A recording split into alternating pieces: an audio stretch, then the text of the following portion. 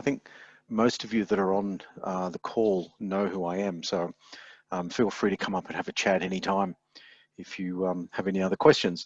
As we go through this, put questions in the messaging function, and I'll see if we can answer them on the way through.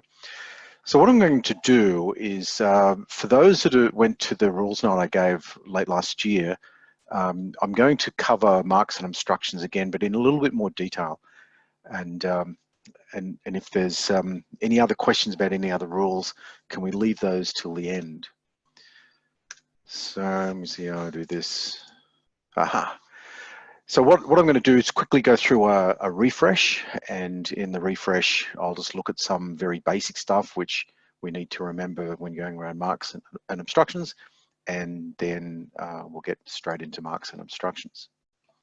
Fundamental rules, I think most people know these. The one that I like to spend a couple of seconds on is fair sailing.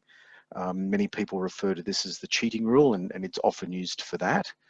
In addition, it's also used by judges these days where gross breaches of rules or bad manners are apparent in sailing, and they use the fair sailing rule to penalise on that basis. So just be careful about that one. Perhaps one of the most important things about the rules that I also remind people of is that our rule book is a book of obligations. It's no actual rights in there. There's nothing in there which conveys rights on the boat or the competitors and provide you with a right to do something. There are only obligations to keep clear, to give room, to give mark room. So let's go on to avoiding collisions, my favourite topic, especially when it comes to mixed fleet racing. So just be very careful about when you're out there sailing. This is a fundamental rule, avoiding collisions. You must avoid a collision where reasonably possible. PC will often disqualify both boats if it's not satisfied that either boat made a reasonable attempt. And the right-of-way boat can also be penalised if there's injury or physical damage. But absolutely be guaranteed if there is a collision, then both boats will have to prove to the protest committee that they tried to avoid the collision. So getting on to some of the key definitions that we're going to need going through this. Keep clear. You'll hear this a lot, that the port tack boat has to keep clear of the starboard tack boat, that kind of thing. Keep clear means you're keeping clear of the other boats such that they can sail their course without need to take any avoiding action. The overlapped right-of-way boat can change course in both directions without immediately making contact. So that means if you come up and lee bow somebody and you're absolutely parallel to them and they can't change course in either direction, then you as leeward boat have not kept clear. Room, and you'll hear room used a lot now in going around marks. This is about manoeuvring promptly. Promptly doesn't mean as soon as possible. It doesn't mean immediately. It means promptly. It means without hesitation generally. And in a seaman-like way, seaman-like is one of those terms which everybody struggles with.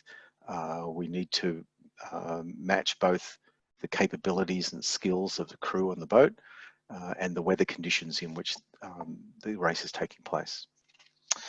So moving on to definitions which are important for going around marks, let's get into overlap. This is probably the most important definition we'll come through. The key definition is it's a line drawn astern of your hull and or equipment if you've got overhanging rudder in its normal position. If neither boat's clear astern, then they're overlapped. That's kind of a catch-all phrase. If there's an intervening boat, then it may also overlap as well, or cause an overlap between a boat that is clear ahead of a boat behind the intervening boat. Emphasis here is on the intervening boat, and I'll show you some examples of that. Overlap always applies to boats on the same tack, and it occasionally applies to boats on opposite tacks, and usually when Rule 18 applies, or both boats are sailing more than 90 degrees from the true wind. By the way, if I'm talking too quickly or too slowly, if you just send a message to Karen and she'll wave at me and tell me to speed up or slow down. So a couple of questions here are blue and yellow overlapped. So a couple of examples here.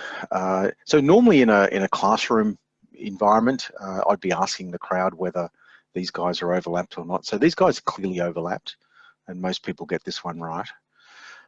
These guys are also clearly overlapped. There's just a slight change in who's ahead and who's not. So this is the intervening boat scenario, and these boats are overlapped. And this is the other third boat scenario which people get wrong. Blue and yellow are not overlapped in this case, and the reason for that is that the grey boat is not intervening between blue and yellow. And the final one is, are these boats overlapped? Again, this is an interesting scenario we get a lot. And in the definition of overlap, there is no limitation to how far apart the boats can be as long as they're overlapped. So 10 boat lengths, 20 boat lengths, 1 boat length, it doesn't matter. They can still be overlapped. Let's go on to some slightly harder ones. Are they overlapped in this case? No, the answer is no, and the reason it's no is because they're on opposite tacks. Are they overlapped in this case? And the answer is yes. And the reason they're overlapped is because although they're on opposite tacks, both boats are more than 90 degrees from the true wind. Are they overlapped in this case? And the answer is yes. And the reason they're overlapped is that Rule 18 applies in this case. So when they're going around a mark, they're overlapped in this case. And the final one is, are they overlapped in this case? And the answer is no. And the reason it's no is that only one of those boats is more than 90 degrees from the true wind. So I've gone quickly over overlap. This normally takes about 15 minutes in the classroom. But if there's any questions about that, just put them on the messaging thing and I'll address them later. Final one, final key definition, and this is the tacking one, applies most to Rule 13, and it's also important for most of the other rules. And this is just a little diagram that shows a boat going from starboard tack to port tack.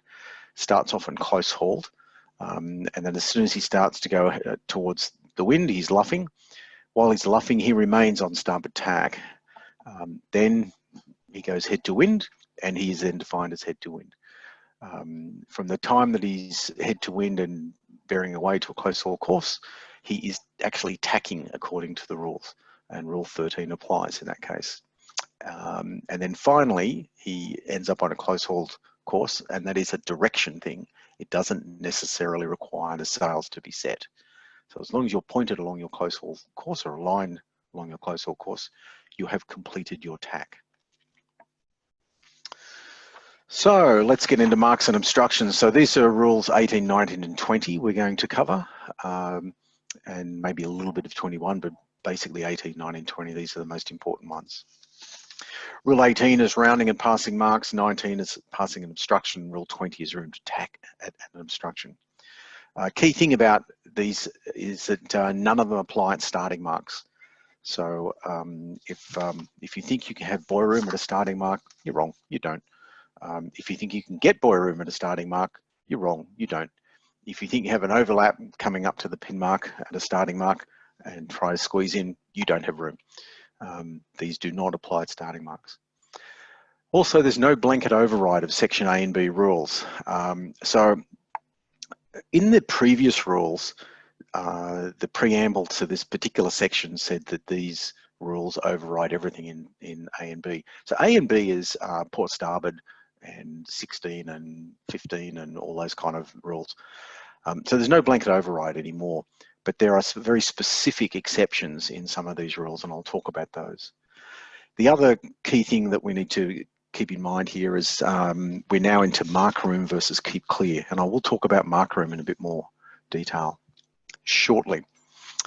And here it is, mark room. Mark room is the room required to leave a mark on the required side, and room to sail to the mark when your proper course is to sail close to it, and room to round the mark as required, as necessary.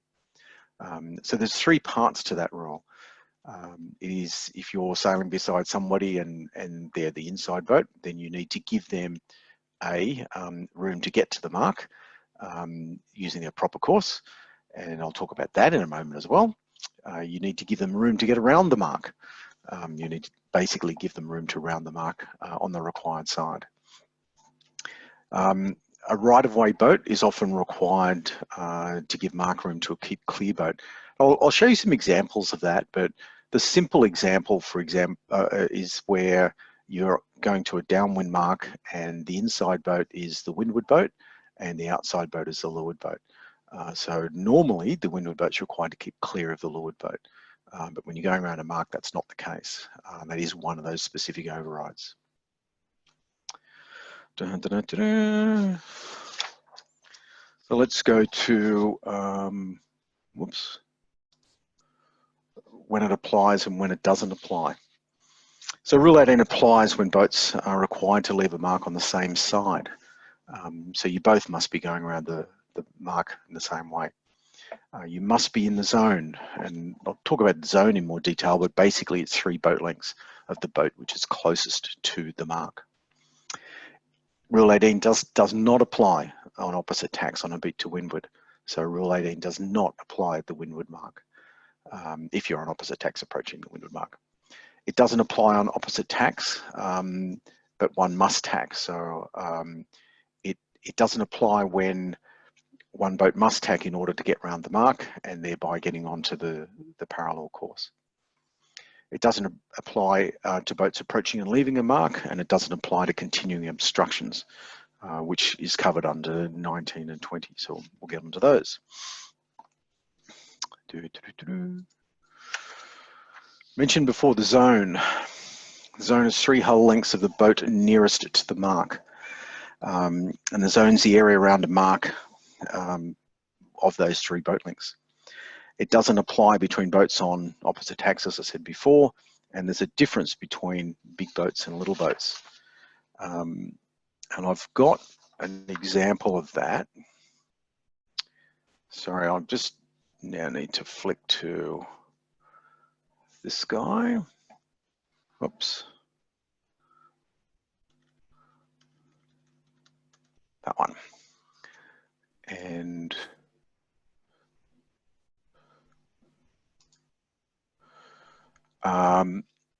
so this is the big boat versus little boat scenarios. And these are 2 scenarios, one where the larger boat is the inside boat, and the second one is where the larger boat is the outside boat. So I'll just go through this scenario and I'll let it run, and then I'll talk to it at the same time as it goes. So you can see the blue boat's the smaller one, and he's coming into the yellow zone mark, but it's not in blue zone, so Rule 18 is not activated. He's now inside the yellow zone. Blue is still the closest to the mark at this point. Therefore, the zone is the blue zone, and that's what that blue line is. It's the blue boat zone. Although yellow is inside his zone, he's not closest to the mark. So the zone is still still set by the smaller boat. Keep this going a bit further.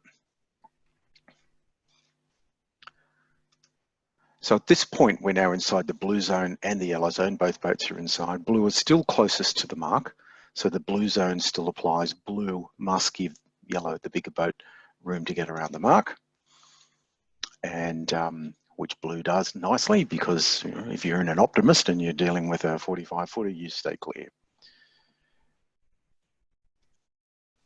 And once the boats have cleared the mark, Rule 18 turns off and no longer applies.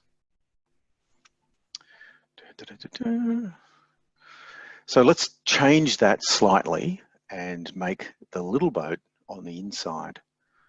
And I do that by doing this. I've done this the right way.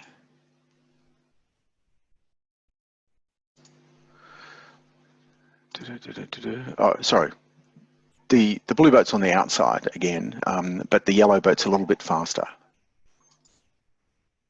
Again, so we approach the zone and we'll get to the yellow zone. Same deal, blue is still closest to the mark, but not in the blue zone. Now, at this point, both boats are inside yellow zone. Yellow is now closest to the mark. And at this point, blue has not reached her zone. So 18 is not a turn or can't be turned on and off by blue's actions. However, now that yellow is closest to the mark, rule 18 is automatically activated. And the cool thing about that is that it's activated retrospectively. And that means that any overlaps are established at yellow's zone. So right now, the zone is 3 of yellow. At the point that yellow entered the zone, there was an overlap. Blue was clear ahead and is not required to give room.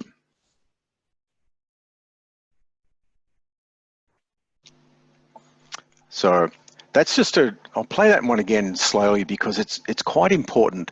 And what's occurred here is that at the time that blue enters yellow's zone, was there an overlap?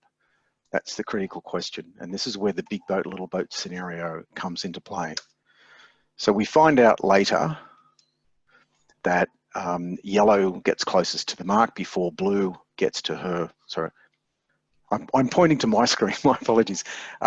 We find out later that yellow overtakes blue before blue gets to her zone.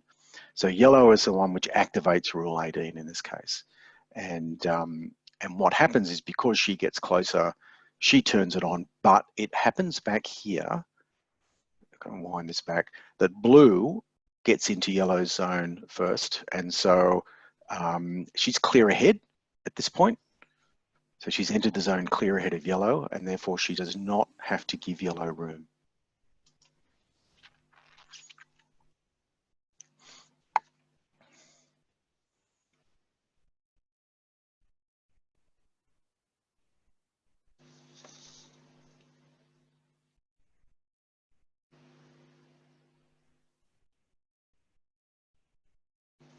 So this is just a very simple example, but it's one which is quite often seen on Sydney Harbour and other areas where you've got built up racing. And it's quite difficult and quite complex if you're on one of these boats to determine who has buoy room and who doesn't have buoy room. And so for those of us that sail big boats, when we come up against little boats, the key answer is give them a bit of space. And please try and leave them on the inside rather than you take them. So yeah, Howard, what do I do if I'm, to counter that? How do I combat it? I know I need to think a long way out to set myself up, but it's pretty intimidating if I'm in, as you say, my Optimist or a little boat like that and something like Sydney's bearing down on me. What do you recommend I should be doing? So the first thing is that in the international rules for prevention of collision at sea, there's an underlying rule that says big has right of way. It's a sort of a tongue-in-cheek thing, but if you're in a little boat, assume the bigger boat has no idea what the rules are and can't see you, and so get out of the way. That's kind of like the sensible answer. In this particular situation, if you wanted to push your right of way in this case, or your rights in this case, then as you approached yellow zone, I would tend to luff up quite sharply and force yellow behind you. If you let him overtake you to windward, you're basically going to let him go through on top. And sometimes that's a good thing. It is something which I do a lot in my boat because I know I can outpoint a lot of these larger boats. And so I let them go around on top, they round wide. And there's lots of different considerations. The most important one is just stay away. 9 times out of 10, if you stay away, you're in good wind and you're not going to get impacted by them. So let me go back Howard, to just before you go, I think you are going a little bit fast from a few people. Just asking if you can slow down a little bit. Sure. And can I just remind everybody, if you do have some questions, if you can enter them via the chat function that you'll see at the bottom of your screen. Okay, so that's the big boat, little boat question. Let's go into the basic rules here. So this is 18.2a. This is the basic rule. When boats are overlapped, the outside boat shall give the inside boat mark room. unless 18.2b applies. So this says if the boats are overlapped at the time they enter the zone, then the outside boat must give the inside boat room to get around. And let me pull up this guy. So these are your simple basic cases of going around a mark. Blue is a windward boat required to keep clear. Yellow enters the zone, the zone turns on, 18 turns on. Blue is required to give yellow room to get around the mark. Very, very simple case. Always the case at the top mark. You see this occurring all the time. It matters not that it's a port or starboard rounding. That same rule still applies. And let me give you the other variation, which is this one. So this is your downwind mark, same deal. Windward boat still required to keep clear, outside boat still required to give the inside boat room. And I'll just run this through and then I'll do it again.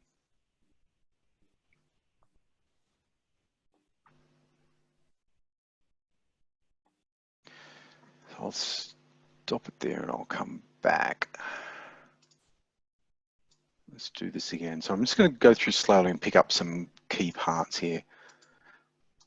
So the first thing here is that the windward boat is required to keep clear under the rules of Section A and Section B.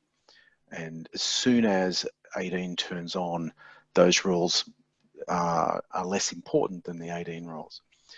And it's shown here that as soon as yellow goes into the zone, 18 turns on, and we have a conflict between 18 and Rule 11.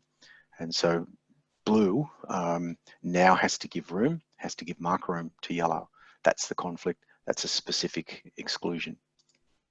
Let's go a little bit further down here. Blue does the right thing. He does keep clear, and he lets yellow get around. I'm going to stop it about here. So what's about to come on is a little message saying Rule 18 is turned off. There are two reasons why Rule 18 turns off and mark room is no longer provided that are important. The first one is that one of the boats leaves the zone. That's interesting because it's not the case in this one. In this case, it's the other one is that the boat has rounded the mark. Now, there's no definition in the rules as to when a boat has rounded a mark or not, but there is case law in the World Series, in the World Sailing Casebook about what constitutes rounding a mark and whether you've rounded or not. It varies slightly on the speed of the boat, but the general rule is if the stern of the boat, this part here, has passed a line between here and the previous mark, so the stern has fully cleared that, then the boat has rounded. It's a general rule of thumb. And as soon as that's occurred, then 18 turns off and then you can go back to your other rules. So Howard, are you going to talk about when yellow takes a much wider turn to get around the mark? Such as a tactical rounding? Oh, well, yeah, if they just take, they take too much room. And, yes, you know, if I'm blue on the outside that's trying to do the right thing. Okay, so we went through that. This is the basic rounding of the marks to leeward, and let's get on to the one that Karen wants to talk about, which is the tactical rounding. So normally what occurs, and you can see on this side of the screen, these are just two pictures. I just didn't have time to put these up on Sail Replay, but I will for later purposes. But the basic rule here is that although Rule 18 requires the outside boat to give the inside boat room to get around the mark, the rules of Section A and B still apply between these two boats. So a short answer to, can I do this on the right-hand side of the screen? The answer is only if I have rights under section A and section B to do so.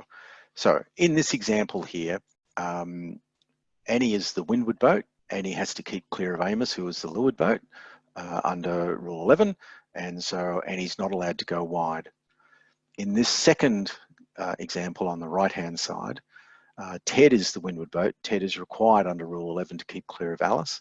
Therefore, Alice can take him much wider and do a tactical rounding.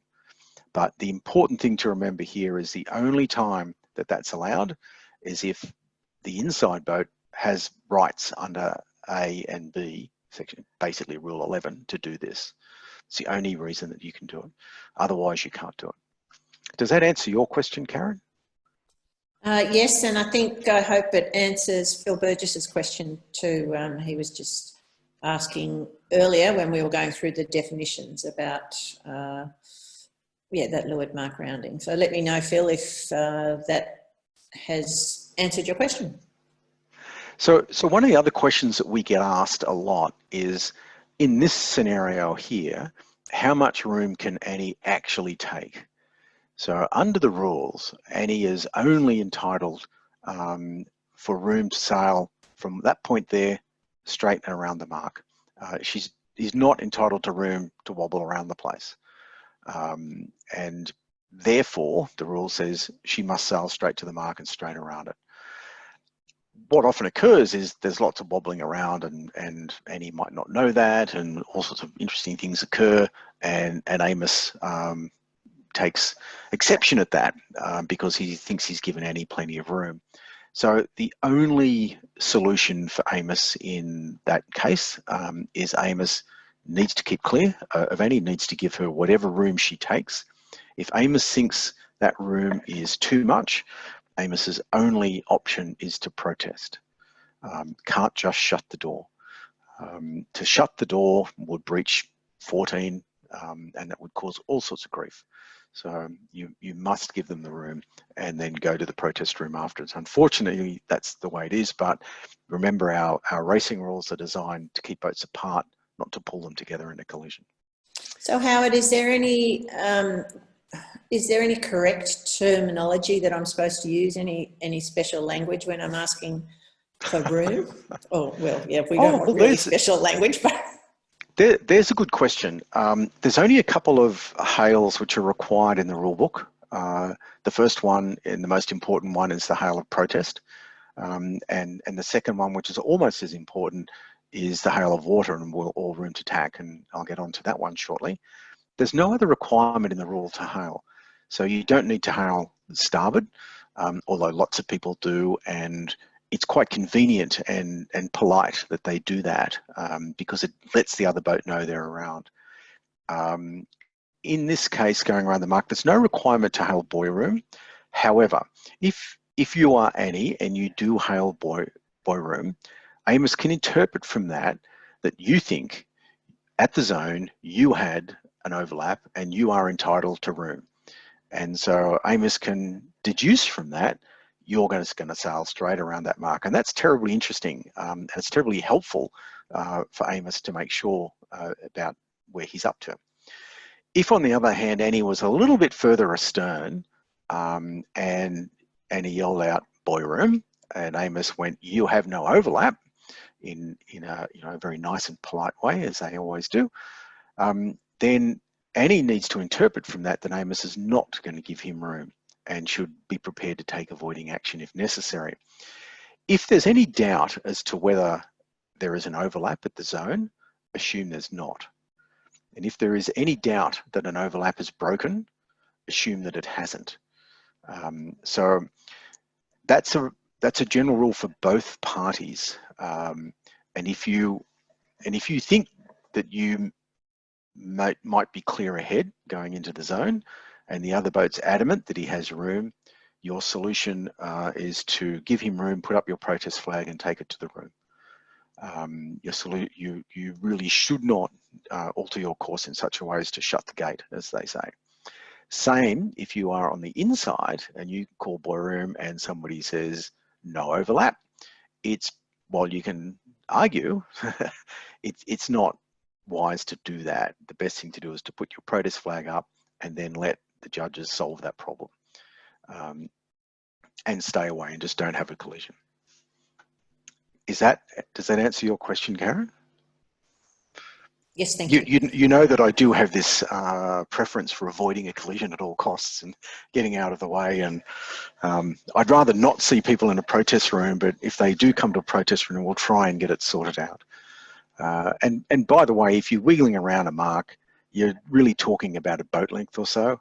And when it comes to boat lengths or so for mixed fleet, it really doesn't matter that much in the scheme of things.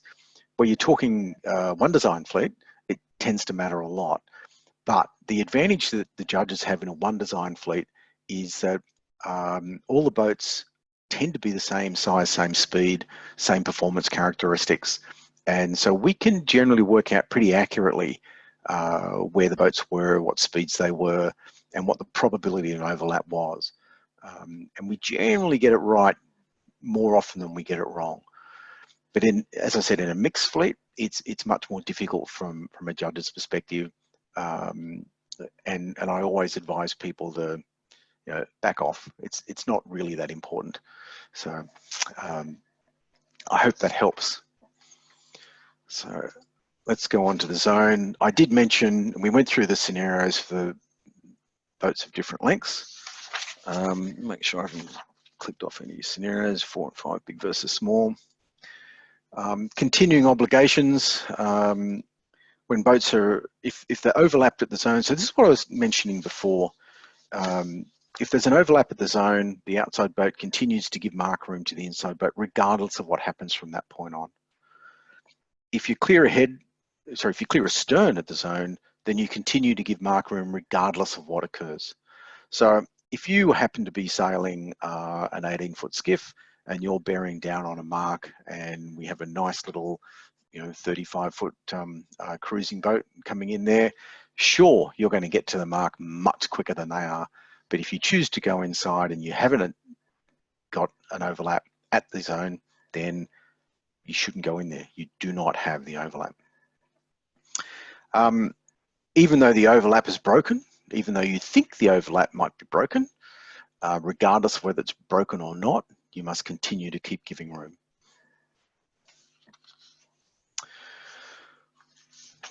Okay, as I mentioned before, we have some qualifiers here that 18.2 ceases to apply when one of the boats in the zone passes head to wind, when one of the boats leaves the zone, or when the boats have rounded the mark.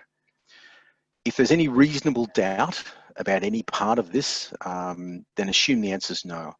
So if there's doubt about the overlap being established, assume there's not. If there's doubt that the overlap's broken, assume that it has not broken. If there's doubt that an overlap's been established, assume that it hasn't. That's really the mindset that you must take, because that's basically what the rule says. If you're unable to give room, then you're not required to give room. However, as the rule says, if you're unable to give room from the time the overlap begins. So often what we see is that at the time the overlap begins, it was possible to give room, but then the subsequent actions make it impossible. And that usually is because of the presence of a third boat. So if you're unable to give room, it basically begins from the time the overlap begins. So way back at the start of the zone. If all the boats are moving terribly slowly and you crawl into a mark and you find within a boat length of the mark, you're no longer able to give room, tough toenails, baby, you've got to get out of the way. So Howard, have you got another little graphic that you can show us? Because I'm a bit of a visual person. And so what you're saying, well, certainly with that, and Jenny's asking the question too. So you definitely need to have broken the overlap prior to hitting the zone. Absolutely. Absolutely. You must have broken the overlap before you've hit the zone. No, I don't have any graphic on this one, but I will. I'm happy to put them together. But I have some really cool graphics on the next set of slides, which is this one. So this is tacking in the zone, and this is probably one of the most confusing rules and the one which is most confused. So when you read the rule, it's one of the longest and it's quite messy. So what I've done is I've put this little table together, which basically breaks the rule down into its component parts. So the most important thing about tacking in the zone and the rules around tacking in the zone is it only applies at a mark which is to be left to port. So for example, in the Friday night twilights in Division 1 going around Lady Bay mark, which is a mark to be left to starboard, this does not apply. In the Friday night twilights going around EC2 BB marks, which need to be left to starboard, this does not apply. These rules do not apply. There are other marks which we do go around to port and are left to port. One of them is the first mark in the twilights, which is N2, and we leave that to port, and it does apply in that one. So the setup conditions are the port tack boat must already be in the zone. He must pass head to wind. Doesn't necessarily require him to tack, but he must pass his head to wind. And then he becomes fetching the mark on starboard tack. So effectively, to all intents and purposes, he's tacked from port to starboard. The starboard tack boat needs to be on starboard from the time they've entered the zone, and they need to be fetching the mark. If those conditions are all met, then the port tack boat shall not cause the starboard tack boat to sail above close hauled to avoid contact, and she should give mark room if that starboard tack boat becomes overlapped inside her. 18.2 doesn't apply between them at this point. So let me just show you some examples of this, because this is one where it does become interesting. So this first scenario is causing the starboard tack boat to sail above close hauled. So again, the setup is green is on starboard, red is on port, opposite tacks going into the windward mark. There's no rule 18 because they're on opposite tacks at this point. Close hauled, fetching the mark, starboard tack. Port tack starts to tack from port to starboard. 18.3 turns on as soon as she starts to tack. Green luffs to avoid red, and she luffs above close hauled, at which point she shouts protest and raises her flag. And that's a breach of 18.3. So that's the first breach, and I'll play it again without the commentary so you can see what happens, but basically the key here is that the setup is red on port, green on starboard. Green's always been on starboard from the time that she's entered the zone, and she is fetching the mark. So if green was down here, it would be a different case. She's not fetching the mark. But because she's up here and she's fetching the mark, it's not a problem. Just on that point, fetching the mark is an interesting concept, and a FAR 40 fetches the mark on a different angle to a Beneteau 38 or a Beneteau 45. So be careful of the angles. If you don't use your angles, use the other boat's angles. The other thing to remember is the smaller, lighter boats, such as the FAR 40s, will often shoot the mark, and that's also allowed. So at that point, they are still fetching the mark. So let's just go through this scenario again. These are two similar sized boats. So green comes in on starboard, fetching the mark quite nicely. Red comes in into the zone, starts to tack. Green luffs to avoid. She's luffed above close hauled, probably fairly annoyed, yelling out all sorts of things. But finally she yells out protest, raises the protest flag. In that case, the answer would be that red is disqualified, unless red, of course, does some alternative penalties, such as a turn. So that's the situation where we've luffed green above close hauled. So let me bring up the other one. So this is the other scenario where we haven't caused green to luff above close hold, but in fact we have, we now are required to give green, to allow green room to get around the mark. So same setup. Same setup here, green enters on starboard, is fetching the mark, red comes in on port. This case, she ducks green. Very good of her to do that. And then she tacks from port to starboard, 18.3 comes back on. She's now required to give green room to get around the mark.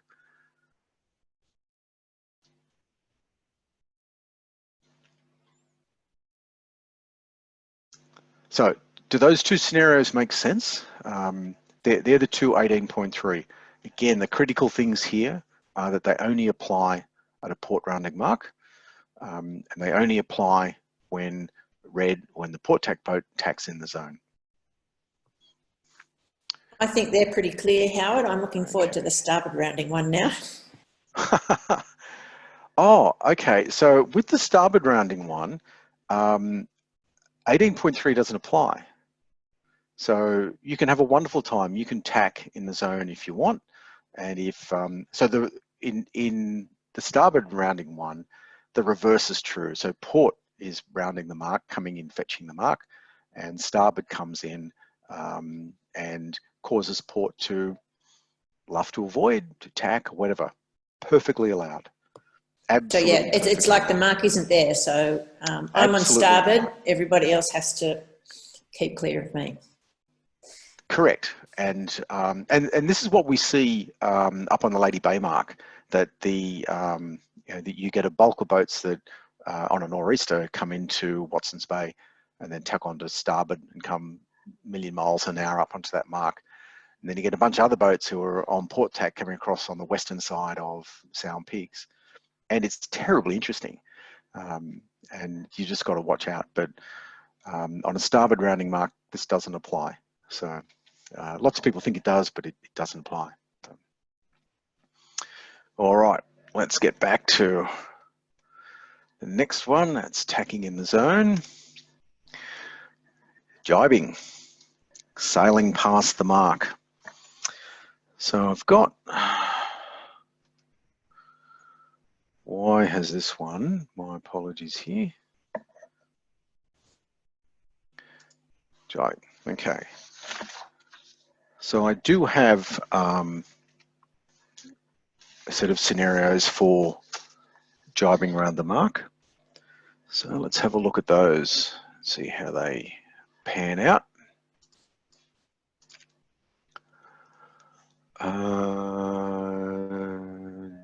Downwind, so let's go to the downwind port one. So this is the downwind port rounding, fairly standard. Both boats are on the same tack, same jibe. Downwind, that's not a problem. The situation changes when one of them needs to jibe to get around the mark. And so let me do that one as soon as these guys finish. So that's your standard downwind going around the mark. And then we get to this one with the jibe involved. So in this case, we're rounding the mark to starboard. So we're going to go around this way. And yellow's the inside boat, blue is the outside boat. Yellow's going to have to jibe to get around that mark. So at this point, we've entered the zone, 18.2 is turned on. Blue is the outside boat, it's required to give room. As we get closer and closer to the mark, at some point, yellow must jibe, and he needs to jibe promptly without taking any more room than is needed to sail her proper course. Now, again, you need to be careful here about how much room you need to give them, because they need to act promptly, but they also need to do it in a seaman-like way. So if this is happening in 25 knots of downwind with spinnakers up, just be a bit more careful than if it's happening in 10 knots of downwind on two sailboats or lasers with only one sail. So yellow must jibe quickly, and blue unfortunately has to take the outside thing all the way around. So one of the interesting things about this scenario is that the windward boat was blue and becomes yellow as soon as they've cleared the mark. It's not as soon as the jibe occurs, but it's as soon as they've cleared the mark. That's why it's out here. So again, the basics here are yellow needs to jibe promptly, but she needs to do it in such a way that it's seaman-like in the prevailing conditions. That blue can't. So blue must give her enough room to be able to carry out that manoeuvre in a seaman-like way. So. And then so if I come through that and you're saying my stern's cleared the mark and I come on the breeze, then as yellow boat, I'm the windward boat, and so now I need to keep clear of blue. Correct. Mm-hmm. Yeah. So at the point, let me see if I can wind this back a bit. So at this point here, the boats have not rounded the mark. And the reason they've not rounded the mark is if you draw a line to the previous mark and assume that this is a direct downwind line, they still haven't crossed that line. It's only when they get past there that they've rounded the mark, and 18 generally ceases to apply. So it's about kind of a little bit before there. So it's about that point there that 18 ceases to apply, because the line coming down here has now cleared the boats and they're now past that mark. So that's when it ceases to apply. Hang on, Howard. I've just got a question here from Phil. So what if yellow can't get the kite down and goes a long way past with blue outside? Does blue have any rights? Blue has an obligation to keep clear and give yellow room to get around the mark. And if yellow is unable to do that because of some problem, blue's only option is to protest, to keep giving her the room and protest. And blue was most likely to win that protest because yellow did not go around the mark quickly, promptly, as soon as she possibly can. So the rule says she needs to sail her proper course. Until she jibes, she shall sail no farther from the mark than is needed to sail that course. One of the underlying principles of that rule is that it specifically excludes gear breakages, it specifically excludes bad crewmanship, it specifically excludes things that are not normal. So if coming down there for some reason yellow cannot get her spinnaker down, then yellow is in breach of 18.4. Again, it's a protestable. Unfortunately, it's a protestable offence. Karen, as you know, though, when we do Sailing Champions League and teams and match, there's a bunch of umpires that are all over this like a rash, and they will issue a penalty pretty quickly. So it is something which is penalised a lot in the umpired fleet racing and the umpired match racing. Okay. So that's jibing. Let's get back to here. Can't sail past the mark. Gate marks. We don't do much with gate marks in our normal fleet racing, so I'll just quickly go through these and sorry, so come back to this one. Rule 18 applies unless it conflicts with a separation rule, and then the separation rules apply. That's the fundamental rule going around gate marks. So in the first example, these are two boats going around opposite gate marks. This is very standard, no big deal. Nobody's broken rule, everybody's happy. The boats haven't come even close. In the next one, both boats want to go around the same mark, and in that case, Rule 18 applies as you would expect Rule 18 to apply. Blue is outside, yellow is inside. Blue needs to give yellow room to get around the mark. It's when you get into these kind of tricky situations that life gets exciting. And in this case, yellow wants to go for the starboard mark and blue wants to go for the port mark. So because they're going for different marks, Rule 18 doesn't apply. However, the basic separation rules, port starboard, do apply. And so in this case, blue needs to keep clear of yellow, who's on port tack. Sorry, who's on starboard tack. Blue needs to keep clear of yellow, who's on starboard tack. And that's that one. And we go on to one more, which is pretty much the same. But again, the boats are on the same jibe. So instead of Rule 10 applying, Rule 11 applies. This is windward boat needs to keep clear. So in this case, yellow needs to keep clear of blue. So I won't go too much more into gate marks because it gets to be quite complex, and usually we only see those on the teams racing and the Sailing Champions League style racing and match racing. So let's go into Rule 19. So that was Rule 18. That's only taken us half an hour. We've another 2 rules to cover, so that should bring us up to about 3 o'clock this afternoon. Well, that's what I'm thinking. I'm actually looking at the time, Howard, and you know, we do want to keep these to an hour so everyone can get back to work or whatever. I'm only joking. This shouldn't take particularly long, but passing obstructions is quite an important one. So this rule applies when 2 boats are approaching an obstruction, except when the obstruction is a mark. In that case, it's not an obstruction. Or when Rule 18 applies between the boats. It always applies at a continuing obstruction. So let's have a quick look at what is an obstruction. An obstruction is anything that requires a substantial alteration of course. A substantial alteration of course is if you're sailing directly at it, 1 boat length away.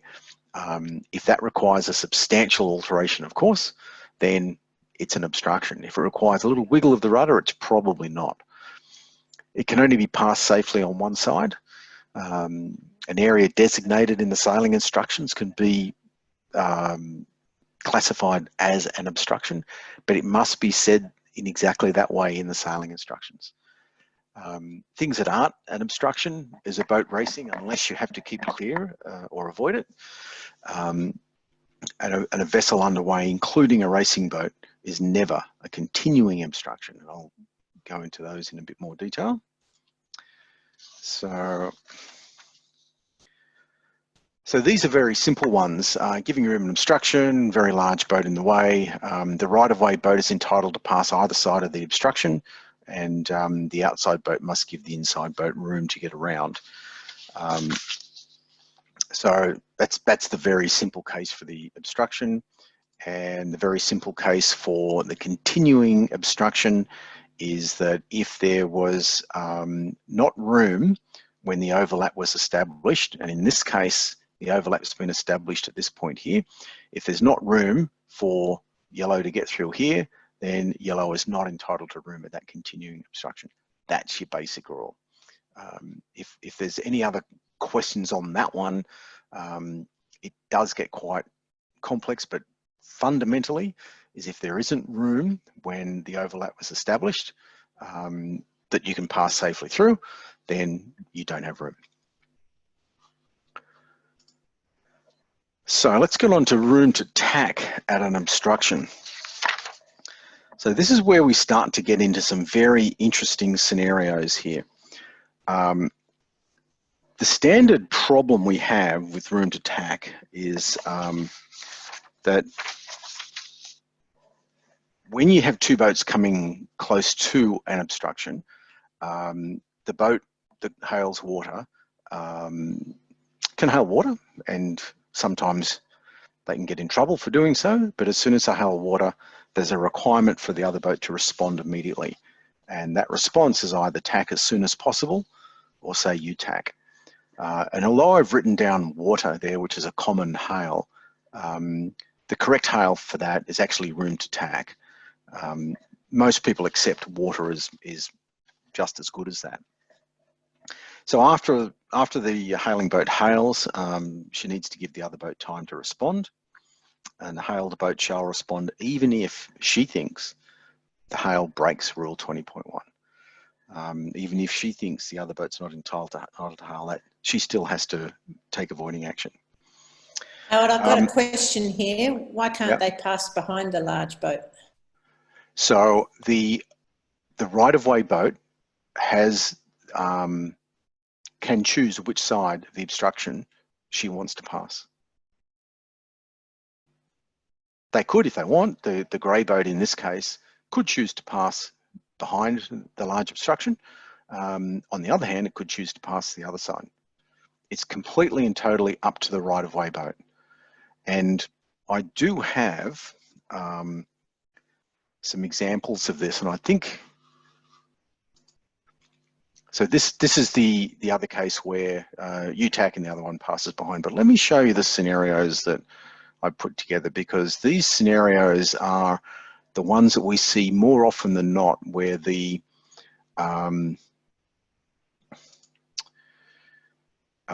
so I've got 3 scenarios here, and these are the port starboard scenarios where the obstruction to a port tack boat is a starboard tack boat. Let me go through these. So this is the first case where port and starboard come together, ground starboard, red on port, no collision course, no nothing, away they go. There's no obstruction. That's your standard Rule 10 scenario. So that's your simple case. Let me complicate it a little bit by adding in, as soon as these guys stop. Okay, so I'm now going to bring a third boat in. This is the yellow boat. Now, this is a scenario which makes it to the protest room at least a couple of times each year in my judging career. So in this situation, we've got, my green boat's down here hiding underneath the text, but green on starboard, red on port, not on collision course with green. So if in the absence of yellow, red and green would not collide. And that's the important part about this. Yellow's on port and yellow is on a collision course with green. And therefore, the green boat is an obstruction to yellow. So this is what occurs here. So you can see the green boat coming up. And as this gets further on, you'll see that red will cleanly get past green. Sorry, I'm waving at my screen again. I should be doing this. You'll see that red won't collide with green, but yellow will, and that yellow will choose to duck down here.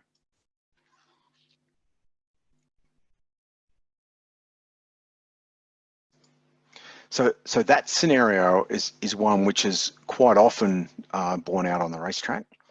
And there's a couple of really interesting things. So before the question comes up, the answer is there are no other boats up here. Yellow, if yellow wants, he could have tacked off and kept clear.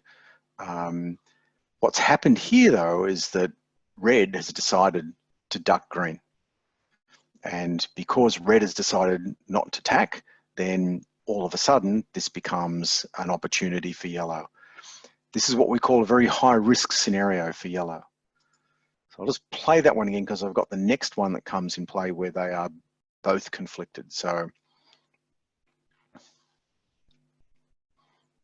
no hails required. Very high risk situation for yellow. But because red decided to duck green, yellow's taken the opportunity to also do that. And it all becomes very important from yellow's perspective to make sure they know and understand what red is doing. Let me bring the next scenario in. So we now have both boats on a collision course. As I said, there's plenty of room up here. Yellow is the windwardmost boat in the fleet. Plenty of room to tack if she wants.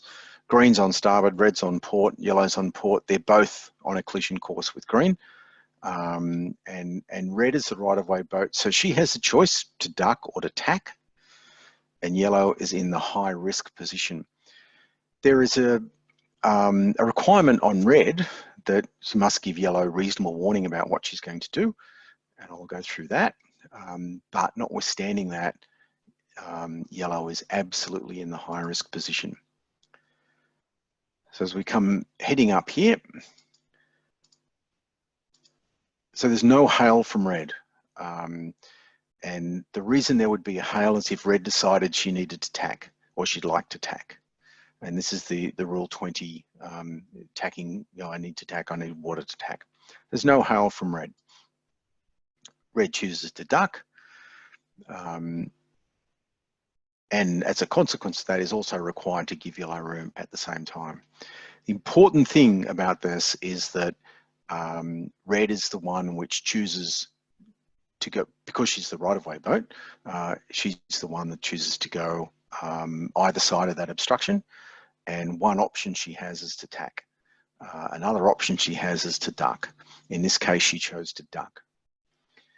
So let's go through the other one, which is the final one of these scenarios. And in this case, red is going to choose to tack. So again, the same setup. They're both coming up nicely. Red hails room to tack, and yellow tacks as soon as possible. Everybody tacks, and there's no problem. So in both of those situations, the key issue here is that although red is a right-of-way boat, and although yellow is in the high-risk position, red absolutely has to make her intentions clear to yellow as to what she's going to do. She can't leave it till the last minute to say room to tack and cause yellow to crash tack, as they say. She can't leave it that late. She has to give them room and opportunity to actually carry out that tack. And Rule 20 requires her to give them that room. So that scenario where you've got the two port tack boats, two or more port tack boats coming along the starboard boat, that's quite often seen, especially on port rounding marks to windward in Etchells fleets and any other one design fleet where there's lots of them around. That occurs quite a lot. So that's 20. Go back to this. So that's your room to tack at the obstruction. That's a the same kind of scenario, but at a fixed obstruction. So hailing for water, the boat shall not hail unless safety requires her to make a substantial course change. And those two things need to be in place. So 20.1 says that you can't hail room to tack unless there's a substantial course change and unless safety requires you to do so. Now that includes making, if you choose to tack to avoid something, that's a substantial course change, and if you didn't tack, you ran into it, that's a safety problem. You must be close hauled or above, so this rule doesn't apply if you're sailing downwind. That's fairly important because that's come up on a couple of occasions where there's been a hail for water when two boats have been approaching one another downwind on converging courses. And you cannot hail if the obstruction is a mark that the hail boat is fetching. So you can't require the hail boat to tack away from the mark that they're actually fetching. So that brings us fairly quickly into questions. And I think my timing has been fairly close, Karen. Yes, we've just gone over the hour. Yeah. You know, I think that's been a really comprehensive overview, Howard, and I think you've definitely answered some questions as we've gone along.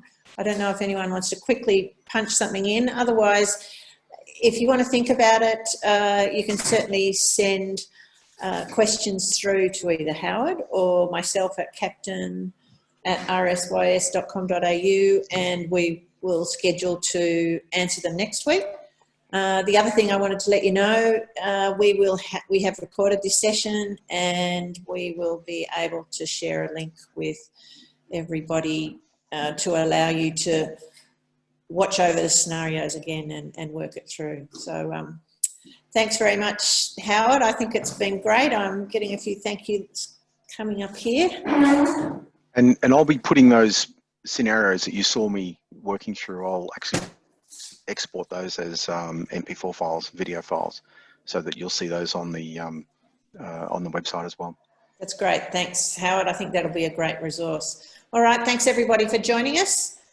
And we look forward to seeing you again. What are we talking about next week, Howard? Starting, wasn't it? Starting, yes, that's starting. Okay, great. Thanks, everybody. We look forward to catching up next week. Okay, thank you. Thanks, Okay, Karen. thanks. Cheers. Bye. Bye-bye.